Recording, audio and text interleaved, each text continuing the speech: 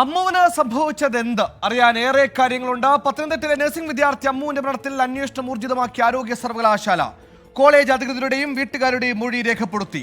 സർവകലാശാല നിയോഗിച്ച അന്വേഷണ സമിതി അമ്മുവിന്റെ പിതാവ് നൽകിയ പരാതിയിൽ തുടർ നടപടികൾ സ്വീകരിച്ചെന്ന പ്രിൻസിപ്പലിന്റെ മൊഴി. വിശദാംശങ്ങൾ 24. മന്ത്രി വീണ ജോർജിന്റെ നിർദ്ദേശത്തിന് പിന്നാലെയാണ് ആരോഗ്യ സർവകലാശാല വിഷയത്തിൽ അന്വേഷണം ആരംഭിച്ചത്. അന്വേഷണത്തിന് നിയോഗിച്ച 4-അംഗ സമിതി കോളേജ് അധികൃതരുടെയും വീട്ടുകാരുടെയും മൊഴി രേഖപ്പെടുത്തി. അമ്മുവിന്റെ പിതാവ് നൽകിയ പരാതിയിൽ തുടർ നടപടികൾ സ്വീകരിച്ചുവെന്നും ആരോപണ വിധേയരായ വിദ്യാർത്ഥിനികൾക്ക് മെമ്മോ നൽകിയെന്നുമാണ് പ്രിൻസിപ്പലിന്റെ മൊഴി. ആത്മഹത്യ ചെയ്യത്തക്ക കാരണം കോളേജിലുണ്ടായിരുന്നില്ലെന്നും മൊഴിയിൽ പറയുന്നു. ആരോപണ വിധേയരായ 3 വിദ്യാർത്ഥിനികളുടെ മൊഴി പിന്നീട് രേഖപ്പെടുത്തും. അമ്മുവിന്റെ മരണത്തിൽ പ്രതിഷേധം കടുപ്പിക്കാനാണ് വിദ്യാർത്ഥി സംഘടനകളുടെ തീരുമാനം. കോളേജിലേക്ക് SFI പ്രവർത്തകർ പ്രതിഷേധ മാർച്ച് നടത്തി.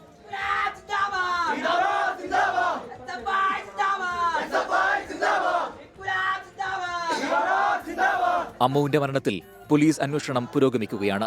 24 പത്തനംതിട്ട.